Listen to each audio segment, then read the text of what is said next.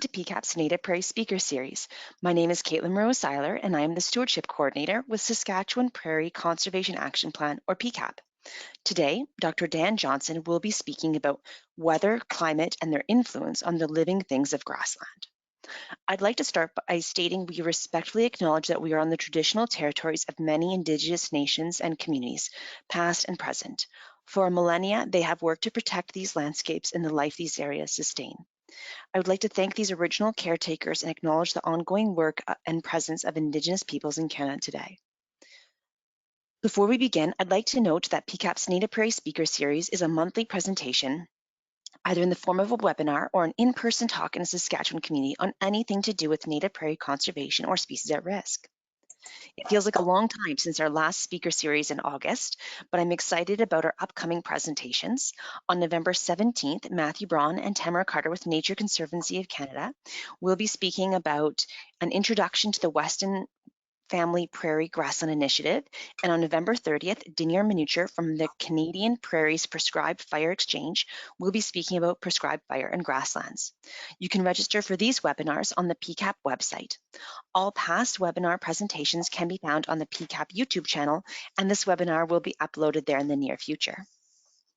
I'd like to thank today's sponsors for their support. Our presenting sponsors are Eco-Friendly Sask, Saskatchewan Cattlemen's Association, Sask Energy, and Wildlife Habitat Canada.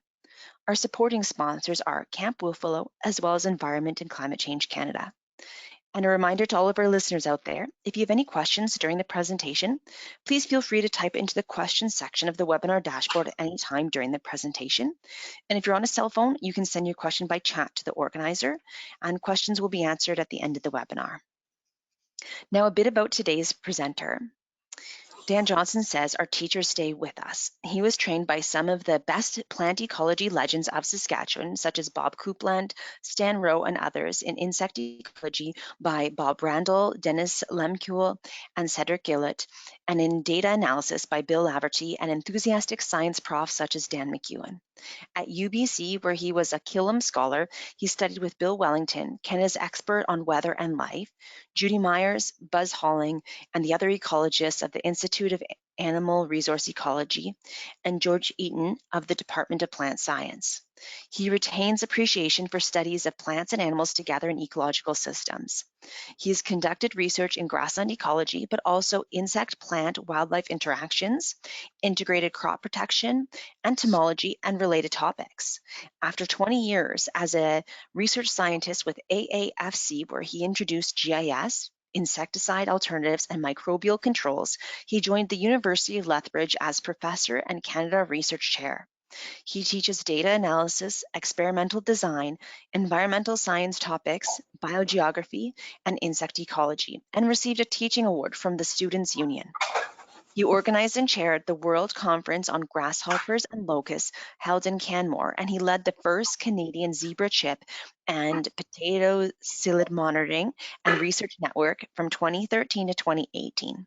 He conducted research and taught courses in China, Africa, and Southeast Asia, and served as a Canada Research Chair, member of the Alberta Environmental Appeals Board, and with USAID and CIDA. He received the C. Gordon Hewitt Medal from the Entomological Society of Canada and served as the ESC president in 2000. Dan has published over 100 refereed scientific articles and hundreds of other chapters, books, reports, and maps. The cover of Canadian Geographic called him a green crusader, based on an article by Candace Savage. His current research concerns unraveling the impacts of weather, climate, insect population, and the geography of genetic differences. So with that, I'm honored to be able to pass it over to Dr. Dan Johnson. So here we go.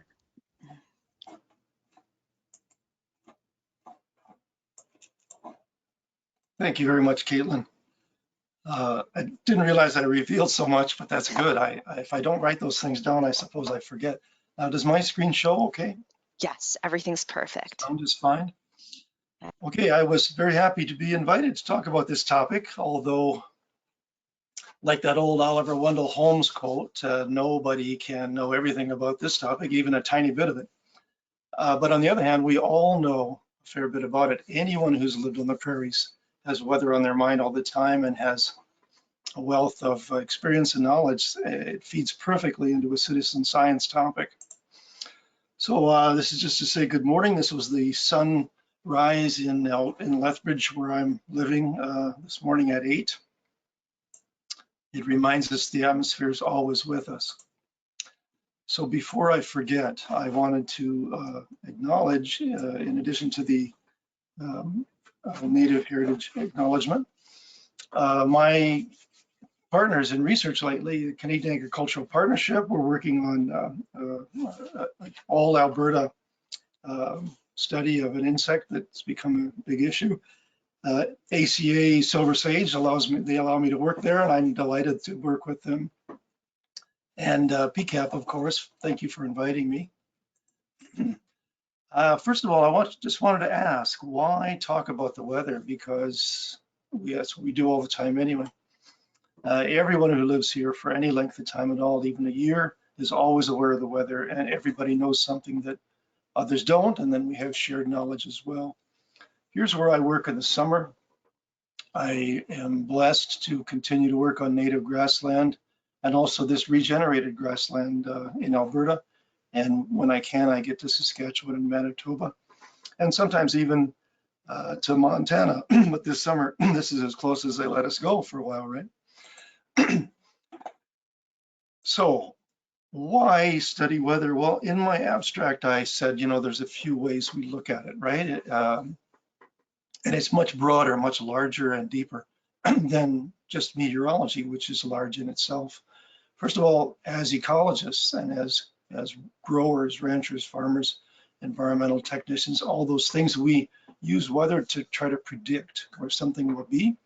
And then we monitor how it changes over time, which is very important, obviously, particularly in our environment, in the short run or the long run.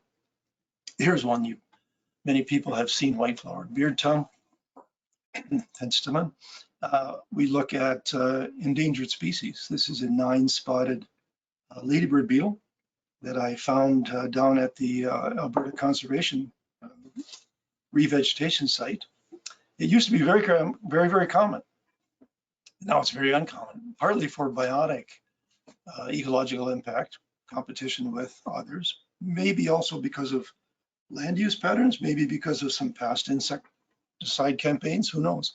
We really don't know, but we do know that they're taking a gamble every year, all these species, on the weather. And a funny coincidence happened when Caitlin asked me to check the camera and everything and pull up any random PowerPoint. I actually pulled up one where I talked about things gambling in the environment on binomial probabilities, things that can happen or not happen, like extreme weather. And it occurred to me that if we look at that sort of thing, like here's a little machine I built to put up at the Garden Park one day and teach passersby and children how the binomial probabilities work. As the balls fall through, they go left to right, left to right. And then you end up with mostly in the middle. And that's what happens with species on the grassland. We're at the northern edge of the range of many things, and they take a chance. And it might turn out to be good or bad, and could be off or on for them, in fact, with extreme weather more and more. But on the whole, in the long run, they do end up with a livable environment. But we still have those probabilities to the side where something could either invade and move farther north, or expand, or go extinct, or extirpated. And we can do the calculations. None of these numbers matter, but this is just for a simple coin toss. And if you shift the probability of the coin toss, the outcome shifts. And the same happens in more complicated fashion for the distribution of organisms. So we can look at these things as probabilities, but we can also look at them as things we see on a hike. We can also take the long view, and I won't dwell on this, but the fact of the matter is, everywhere we're standing was under ice not so long ago. The peak was about 18,000 years ago, and from maybe 7,000 or 8,000 years ago till now, ecosystems were developing, including the grassland. So we have to keep that in mind, that there's a huge historical component that goes farther back than any of us can imagine, even though we're focusing on the short term. And I'll give an example of the short term today. So here's our thankfully round planet sitting at a tilt. And because of that, we have the seasons and everything works out from there, so that we have long-term climate, which is not entirely predictable, has a huge random component, but enough, of course, that we end up with grassland. And we have short-term problems and issues, and this is on people's mind right now. There is a La Nina coming. So what will that do? What will the polar vortex do? I mean, these things are important factors. Snow on grassland insulates and protects so many things: soil biota, hibernating vertebrates, insects, plant roots, everything protects them. And then along comes a polar vortex or even Chinooks and gets rid of that snow. Then what happens? Well, it can be quite serious. If it's minus 30 in the air, it's only minus 10 typically in the soil. That's great. But if there's no snow cover, then it can go down from there. Now, I won't really talk much about climate change, but it's something we need to acknowledge, that we have a future ahead of us of these problems. And we have to keep them in mind anytime that we're actually talking about weather. We also have to think about future weather. So I can't really predict the climate, except in a general way. I can tell you that 100 years from now, January will be colder than July. But NASA is working on it, and these are some example maps of what it was like in the 1880s, the very warm and dry 1930s, again the warm and dry 1980s, and now where we're at now in the world. So changes in our future, it's just something to keep in mind. And when I need to, look that sort of thing up and see what it might be, I go to things like Climate NA, and there's many other US and Canadian and European sources of predictions. And of course, nobody has the final word, so usually it's an ensemble of a number of different predictions. So we have to try to keep that in mind. Now, here's another thing that I wanted to mention. When we look at the ranges of organisms and how well they do, what matters a lot is when they emerge, how well they grow. 2021 was an amazing year for milkweed. I have no idea why. There might be a milkweed specialist or botanist out there, who knows, but we had enormous amounts of milkweed. So it could well be that we will have a beneficial impact for monarchs because we're at the northern edge of their range. Why? I used to think mainly because of the food supply and the weather. Now I'm thinking maybe weather is the problem. We'll see what happens the next few years. The California one actually ticked up. The Mexican one has been low, but we are at the northern edge of the distribution of this organism. I hope we see more of it. I see 1 or 2 a year. This is one of my favorite plants to throw in as an example of plants that hedge their bets. This skeleton plant will flower right into October if there's a few warm days. It's amazing. And I don't know if it's hedging its bets for weather or regarding things that attack it. For example, just on minor nature note here, I'm sure people have seen the little round balls, the galls that live on skeleton plant if you find it out on the prairie. If you take them home and time it right, you can get these little wasps to emerge, cynipids they're called, and they form those little galls on the plant. So a lot of these things are weather impacting not just one species, but 2, 3, 4, a dozen working together. The last thing I think we have to do with weather all the time is we idealize it into some kind of rules based on our memory, based on our records, maybe math, and try to anticipate when things will do what they do. That timing is extremely important for pollinators, for productivity, and so on. So if I had time to talk about weather and climate, and if I knew more about all the aspects, I'd focus on temperature, solar radiation, and how it's transferred, moisture, but even more important than that, the probability of extreme events. Many people, there's a new student at the University of Lethbridge, Roy Mosavi, who's actually doing a thesis on this topic. It's a fantastic topic because sometimes when we look back at weather and climate, we try to do the calculations and it is a mystery how things came to be. But we have to remember those extreme events that happen in there, like little beads on a string, and change everything for a while. Okay, now I wanted to show you one focused example. I thought, you know, I could talk about plant roots, or I could talk about things that maybe live below ground. I'd like to talk about prairie rattlesnake. Juanita Andrus did a master's here on it years ago and tried to measure the temperature as well as the movement. But I thought I'll focus on one, because I don't have much time, that I know fairly intimately. Every year, it sounds like an eccentric hobby, but I bring in dozens of species of grasshoppers, get them to lay eggs, study their eggs. So here's one hatching. They live in the ground. They're like little weather stations in a way that tell us about how the weather has unfolded. If it's too cold, they die, which is rare. If it's very warm, they come out maybe a little early. They have this operculum cap at the top. They hatch. Here's an example of the adult grasshopper that's lived a little too long. Believe it or not, this it's called Encoptolophus. This grasshopper has lived right into September. This is a western clouded grasshopper. It's a female, and its wings are even getting tattered at the end. But this is the size of the pod that this grasshopper lays below ground. And it's covered with soil and styrofoam so that it's protected from the weather. Now, I'm not talking about pests so much here. If you don't realize it, most grasshoppers are not pests. Most of them are just part of the food web. This one, dark brown ones that I find all over, Antelope Creek Ranch had a lot of them this summer, many places in Alberta, hatches into the coral-legged grasshopper and some species like it that feeds birds, including owls, early in the spring. So here's one last example. Cy Mayhoff did a study that found that this one little grasshopper that's completely unimportant and no one notices it because it doesn't fly, it's not very big, is one of the main food supplies for sharp-tailed grouse. So there are all these interactions that are weather dependent because part of the interactive group is cold-blooded. And that's also called poikilothermic, or they get their heat from the environment. And we need to study the weather in order to predict what they do. Okay, here are some eggs of a northern grasshopper, runners, that the Canadian Agriculture Partnership is funding a study on. They actually live in the mountains, but have moved down into the prairie.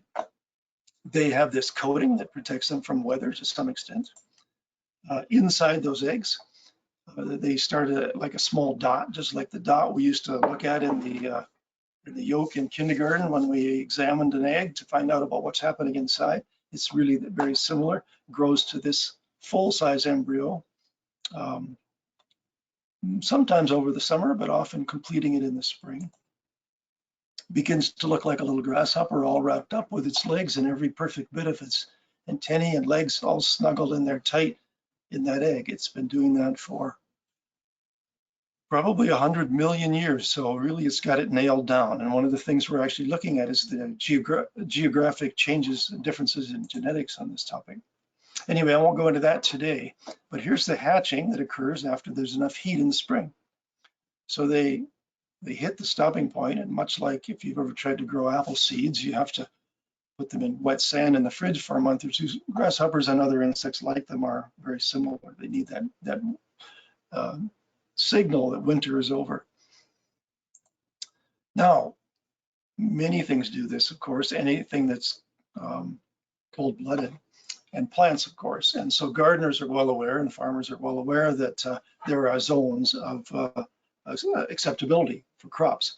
And going all the way back to 1916, they came up with an idea of calculating heat units to look at the progression year by year. This is a 1959 paper, but they're still using the average, the daily average minus the threshold. And if you go on some pest forecasting sites and crop growth sites and so on, they're still using the average minus the threshold. So it's been around well over 100 years. So there's a lot of testing, and it's applied not just in crop growth and for wildlife studies. It's applied in plant phenology, plant watch. Elizabeth Beaubien has been doing phenology research in Alberta for many years. Actually, many newer papers than this, but I threw it in because it was one that I was fortunate enough to get to help work on. So how do we think about these sorts of minute, detailed measurements of how much heat is available for cold-blooded things to grow? Well, one way that's a little better maybe than the average over, minus the base temperature, and the base would be the cold temperature at which they can no longer grow. So as the temperature warms, they can actually get to the point, all of these cold-blooded things, in which they can actually have a little bit of growth, protein metabolism, whatever they need to do to survive. But really the temperature over a day maybe looks more like a periodic curve. You could use sine, or I used cosine when I was a grad student because I didn't realize that people were already using sine for elsewhere in the same year. But if we do those calculations, we can calculate how many heat units per day, and it deviates a bit. These two, the rough approximation is not too bad, but they deviate a little bit. But this isn't perfect either. We would have to use the hourly temperature, or even finer scale. But the point is, the body temperature of an organism over the course of a day is not the same as the soil temperature, although it's close. But it's definitely not the same as the air temperature, because organisms can bask in the sun, or if it accidentally hits them, or they deliberately sit in it, they can raise their body temperature, and all these things have to go into a calculation.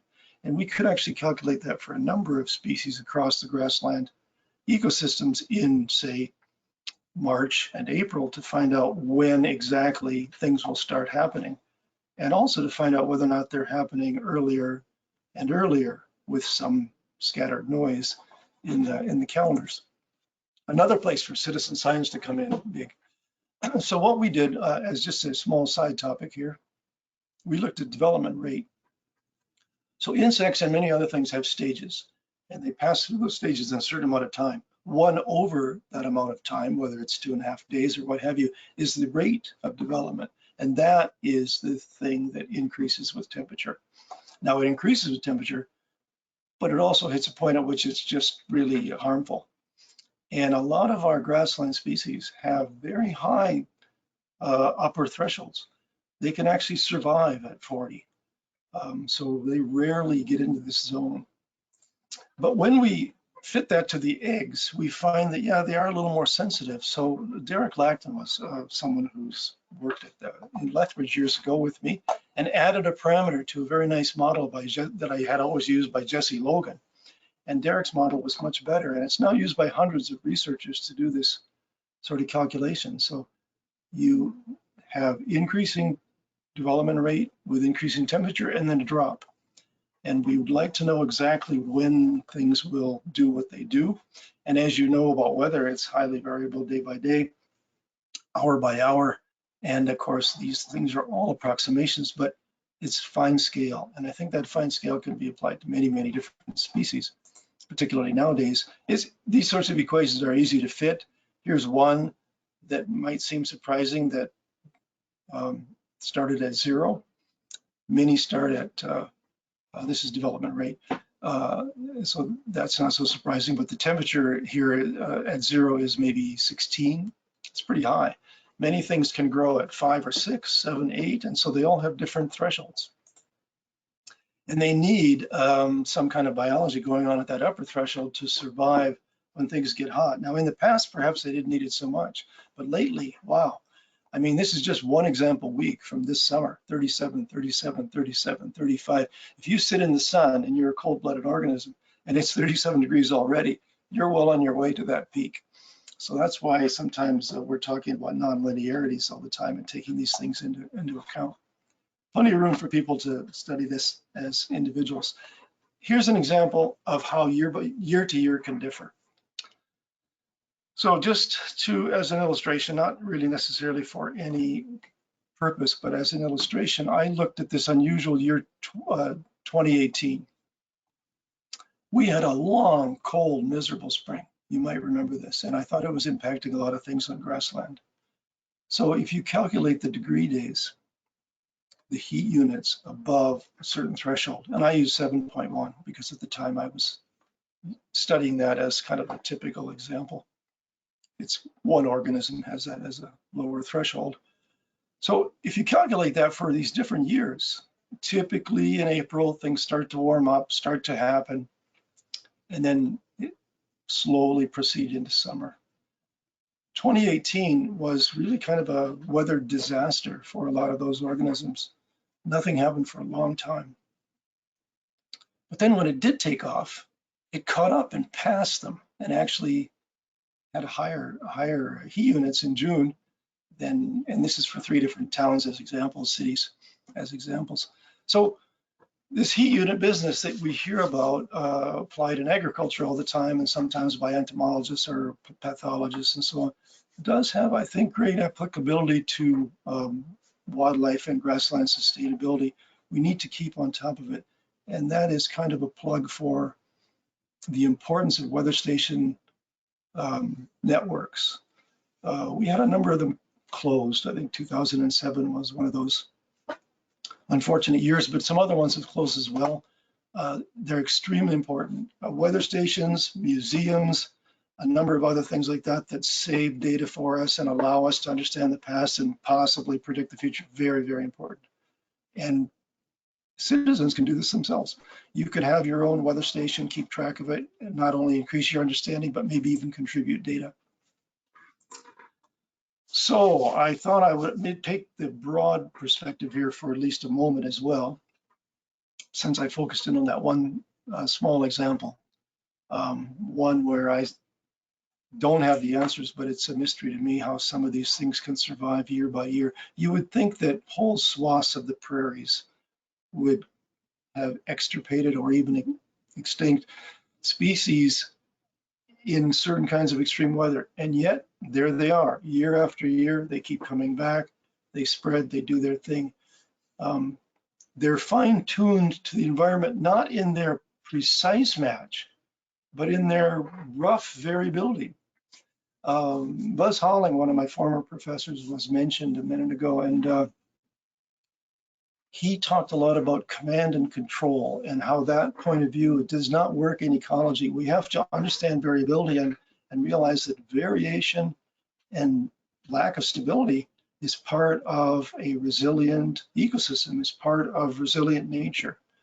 So the noise and the variability and the diversity and the biodiversity and the genetic diversity, those things I think keep the grassland running properly, even in the face of terrible weather and sometimes extreme events. So I'll go back to this example I want to show for a minute. You know, we know that the last 15 years have had some real record breaker warm years globally and even regionally in many places. But what about before that? Was there a decent signal for change? So what we did was we went back and Evan Booth did most of the work here. Jim Byrne and I worked with him.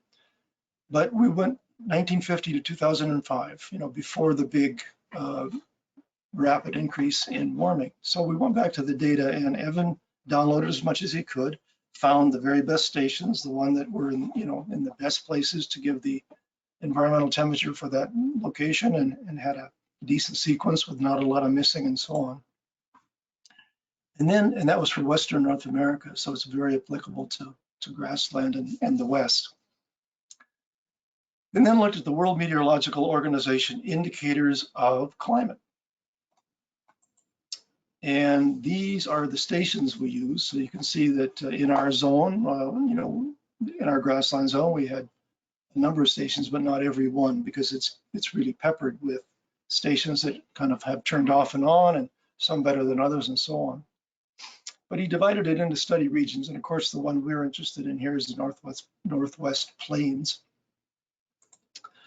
So he looked at frost-free days, and these are things we all care about. You know, the annual count of days when it's not frozen, or when it is frozen. You could look at it both ways: frost days or frost-free days. Growing season length is the complement to frost-free versus frost days. Number of warm nights when it's greater than the 90 percentile, say. Summer days, the count of days when it's warmer than 25, and we had a lot of them lately. But this is for 1950 to 2005. And warm spell duration. And then he also looked at annual precipitation, intensity, significant number of wet days, heavy precip, and so on. So what did we get out of that period? Well, here's the interesting thing. We looked at the trend over time. So if you imagine a graph with a variable on the y-axis and over time on the bottom, 1950 to 2005, these red dots that are large showed significant trend in some variables and not in others. And I'll just go through some maps showing you which ones did. So this is a trend in growing season length during that period, not now when it's a lot warmer actually, but during that period, we were already experiencing an increase in the number of days per 10 years of growing season advance. So if you look through our zone here, we're in the 1 to 3 extra days of growing season zone. Now notice that down by the Gulf, there's an area where they actually drop back. So a couple of lessons here. One is, it's not surprising that some people feel that it's cooling and not warming, because in their region, maybe there is a little history of that, right? And that's very clear. The other one is the influence of things like the Gulf or the Pacific Ocean, or Atlantic Ocean, Indian Ocean, you name it, can't be ignored. Now, in our continental position, it's a little more solid, repeatable evidence. Here's the trend in number of warm summer days. So even in 1950 to 2005, we had an almost linear increase, slow, not very many over per year, but a slow and repeatable increase in the number of warm summer days in our zone. Number of rainy days, so the light blue would be pretty well staying steady. So although in the future we may have increased precipitation if we have increased warming and increased evapotranspiration and so on, that's one of the most difficult things to predict, and I'm not an expert in that area. But in those 55 years, we stayed steady in terms of rain on the average. Number of very wet days, and you can see again down by the Gulf, very high increase over time. Here, not so much. So that's interesting to me to take the long view and the short view at the same time. If we take the very long view, we really have to talk about palynology, for example. If we dig down into the bottoms of lakes and extract cores, we can split that up and find the pollen, find the carbon, find out the fire sequence in the past, find out what species moved in. And the evidence shows, you know, after glaciation, first a lot of dust, and then some grass, some sagebrush, some sedge moved in, and slowly, then maybe some shrubs and trees moved in. It's all evident there in that long scale. In the short scale, we really need to focus at the life cycle of the organisms we're talking about. Now, some of them, of course, like grass and vertebrates are long-lived, but a lot of the organisms that run the ecosystem that live in the soil, for example, or may behave as pests or may behave as part of the food web, have 1-year life cycles or less. And that's why we want to take the broad view of looking at the big climatology, but also the short-term data. Sometimes we're talking about a single day or two in a summer being the determining influence on what happened at the end of the year. So if we look back in history, we can't just look at average annual temperatures. We can't even look at monthlies, really. We need to look at variation. Now, I've got some birds up here because I didn't want to forget to mention that if I hardly talked about birds at all, I suppose I could have. I mean, I can't believe the changes I've seen on grassland, and I don't understand them because I'm not a bird watcher. Well, I am as a hobbyist, but I'm not an avian ecologist or anything like that. But horned lark used to be so common, just everywhere. Now, not so much. Many other species I used to see fairly regularly, lark bunting, you name it. And now, not so much. So I'm not sure what is going on. I'll leave that up to the experts. But if you want to go in and cruise general data on this topic and then look at your own observations in the field and see what you can add, I highly recommend this Audubon bird and climate website. You can easily find it with Google. You can go in and pick a flyway. So for example, if I go in and I choose the Central Flyway, choose Saskatchewan, maybe I can look at Merlin or yellow-bellied sapsucker or what have you, and then look at not only the historical, but the projected change in winter and summer habitat for each species under current expected future scenarios of climate. It's very, very interesting. Many species are shifting their range. Others are actually in danger of significant decline because they may not be able to adapt. So I just wanted to mention that. Here's an example. They claim 2/3 of North American birds are at increasing risk of extinction from global temperature rise. And what they've done in there is they've mapped where the range is lost, which in this particular case that I've thrown up here is very significant for one species. And then some possible gains. And you notice that those gains are often, and losses are often in our favorite biome, the grassland. So big things are happening and big things will happen, and they're largely in our zone. Therefore, research on weather and life is important, but even more important is the people who don't have there as their principal focus in life or their job and participate as citizens and naturalists and ranchers and so on, and record their observations and look carefully at the observations. Data isn't just from labs, of course, it's from people. So with that, I deliberately wrapped it up maybe just a minute or two early, and I'd like to ask Caitlin if you'd like to entertain some questions.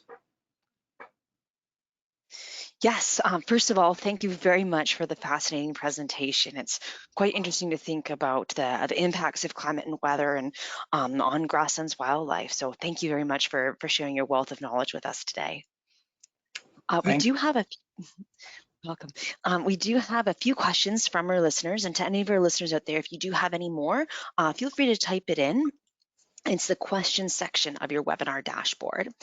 So our first question is from a listener named Lori, and Lori is wondering which grasshoppers are more sensitive to climate change, montane or grassland species?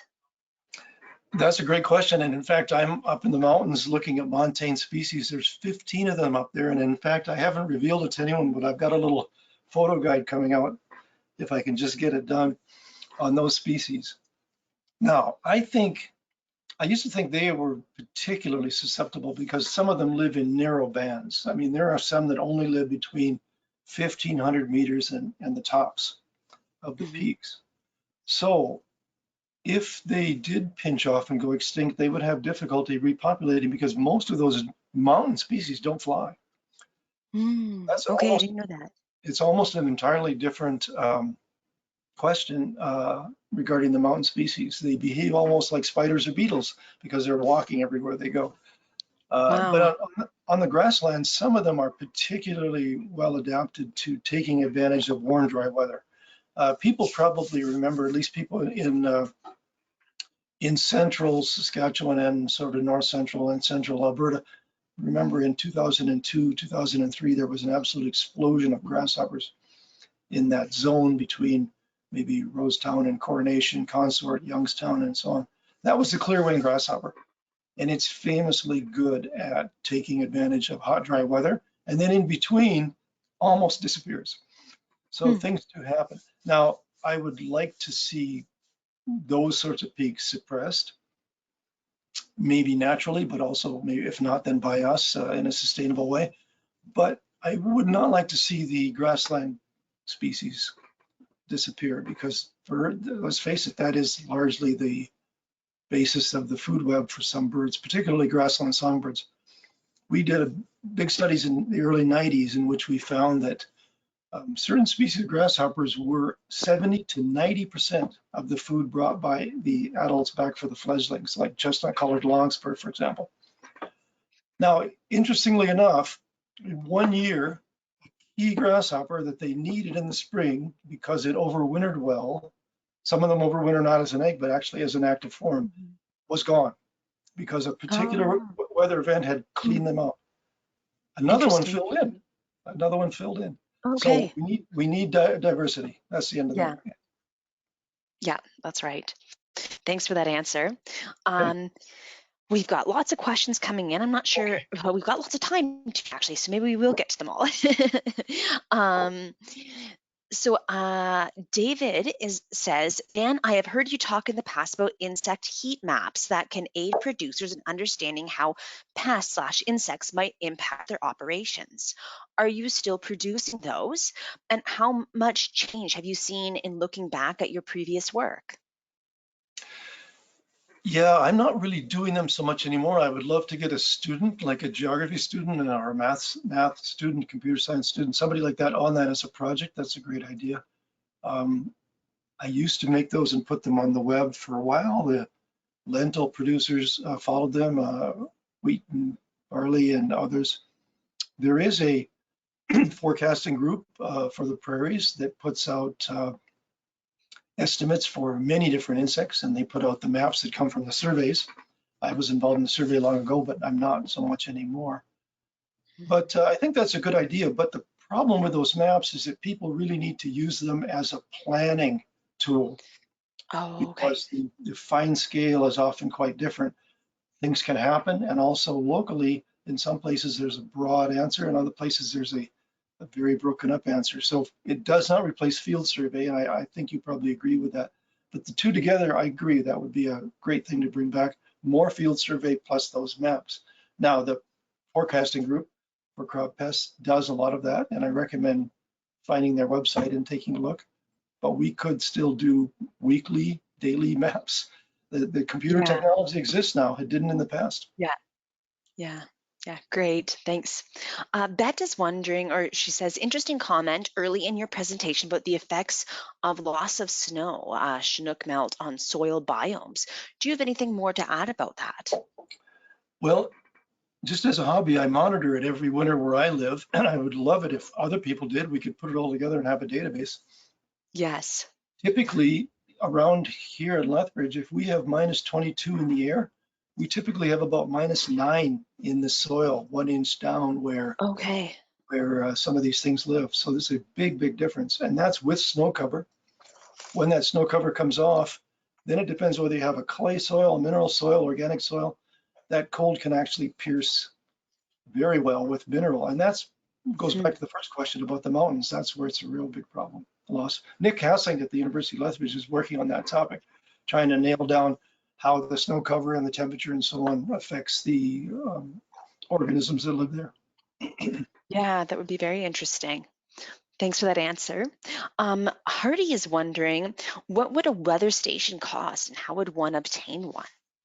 Do Yeah, you know that's a anything good about question. that? It's a good question, and it's a question I think for maybe a meteorologist or somebody from the Yeah. Alberta Agriculture and Forestry, because they like to promote that, and I would too as a scientist. But I know it's a lot less than it used to be. I remember Andrew Weaver, who was a fantastic climatologist in Victoria, actually had a program where he helped arrange a weather station on top of each school. I think that would be a very good start.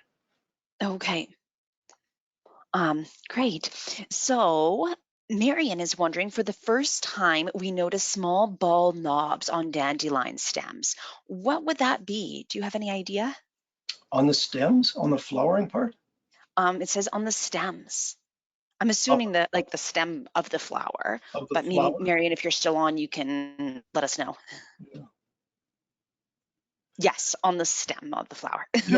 I collect galls all summer long, and I bring them home to find out what's in them. Midges, wasps, you name it, and leaf miners too. But Okay. I Oh, don't. she also says and on the leaves. Oh, on the leaves too. On the leaves could be leaf miners, but you know what? You know what you really ought to do maybe is bring them in, put them in a bag, an aerated bag. There are zip lock bags that have little holes in them for vegetables. Uh, those are fantastic. You can put the plants in there and just let them sit, and eventually something will come out. Sometimes they need cold before they'll come out, so I always divide it in two, put half in the fridge, half on the shelf. But you will get them to come out if they're in there, unless it's a pathogen Oh, or some growth interesting. Have you ever had any issues of something coming out like in your fridge or? I- The fridge would be to get them to break the winter Oh, requirement, and okay. then you bring Yep. them out and hatch. Yeah, I'm afraid that my kitchen actually looks a lot like that, bags and bags, and I put them in the window and the plant boxes and so on. But you can get some very interesting things coming out of not only wild plants but also crops as well. Yeah, I Um, bet. Oh, yeah. Well, you're very brave. I don't know if I would do that, but yeah, Marion, I guess there's something for you to try to find out. one of our graduate students, Thipa, gave a talk on this recently. She actually bags them, boxes them, and takes out the parasites of the insects that feed on the plants. So Hmm. that's done by Hector Carcamo at the research center does it. It's very interesting to do. I recommend it. This is another Yeah, place for citizen studies to be done. yeah, for sure. Are And there any? we would work to help you identify them. Okay, I was just going to ask if there are any like insect identification guides that you would recommend. Like, Oh, I personally have used iNaturalist a few times, but I was just yeah. wondering what you would recommend for the depth of knowledge that you're looking for. I recommend anyone who goes outdoors and has a computer should sign up for iNaturalist. That's very good. Now, with Awesome. regard to pathogens or mushrooms or whatever, Hmm. you need to go to specialist groups. And the Entomological Society of Alberta and the Entomological Society of Saskatchewan and Manitoba, they're there to help. Email Yeah. them, send them a photo. They'll find somebody that can help you. Cool. That's awesome. That is good to know. Thank you. Our next question here is from a listener named Paige, and she says, "Thank you so much for your wonderful presentation." And she was able to take away so much from the presentation today. And Dan Johnson, what has been your favorite area of research over the years in native grasslands? For anyone who's interested in ecology and early in their career, where can we learn more? Do you have any tips or feedback?